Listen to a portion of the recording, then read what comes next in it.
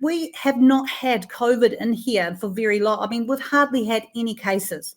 Like comparatively for the rest of the world, we have not had a lot of cases. So we should be looking, and our governments and scientists, we should be looking at what's happening overseas and what they are finding, because they have been there and done that. They have experienced with it.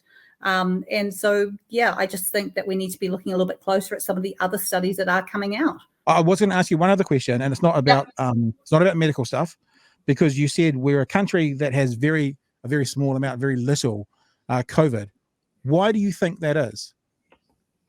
Probably because we had a zero tolerance policy, which actually is a little bit unrealistic, I think, in the face of some of the variants that we are getting.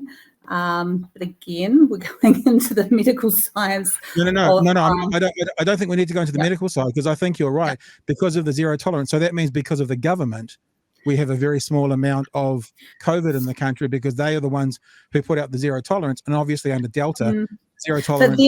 But then in saying that, we also have a huge amount of an increase in deaths from suicide. You mentioned that at the start there. We have an increase. Hey, that's not accurate.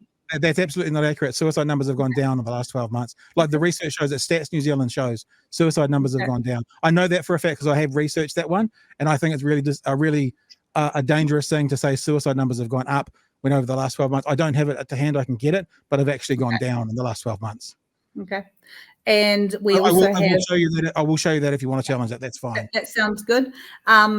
Yeah, no, some of the stuff that we're getting, I mean, just some of the other impacts that we've got are major. Like we've got major anxiety, we've got job closures, we've got businesses that have gone out of business.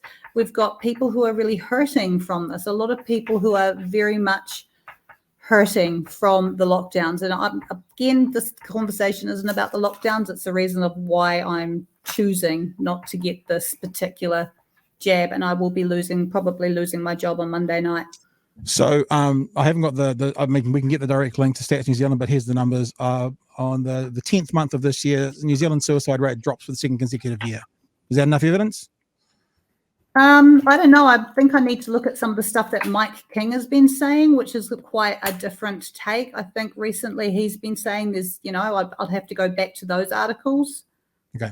I just want to ask you this one thing still about this, why we've got such a small amount of COVID in the country at the moment. It's not to do with the medical side of things, and we're not going to talk about that right now. But I'm all for free speech and criticizing where criticism is due. But surely you have to be congratulatory of the government in the let's say first 12 months of this, because it's because of what they implemented that gave us that 12 months of freedom when the rest of the world didn't have it. I mean, so Delta may come in, you may be very critical of that, but prior to that coming in, because there was no talk prior to that coming in about passports or about dividing the nation into two, vaccinated, unvaccinated. Surely you have to give some credit to, and I'm not going to say Jacinda, because I don't accept that it's about Jacinda. There is a full team that makes these decisions, and she doesn't make it by herself, but to the government team that kept us to that zero COVID for such a long time. Do you have any thoughts of congratulations about that, or any positive thoughts for that period? Probably no comment of that at the moment, because it's not really relevant to no comment on that. Well, it is relevant. It's relevant when we criticize that, yet not everything's always 100% bad. Like it's like some things are good, some things are bad. Like I've been saying since day one, I think our COVID management in New Zealand has been a mixture up until let's draw a line in the sand with Delta, has been a mixture of good management and good luck.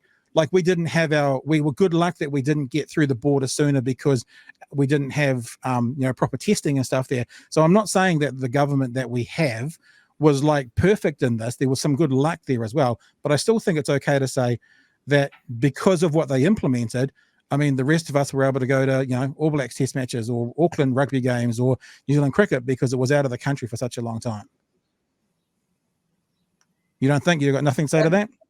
Not really, because it's not really what I to talk about. So I'll just wait until we move on to that.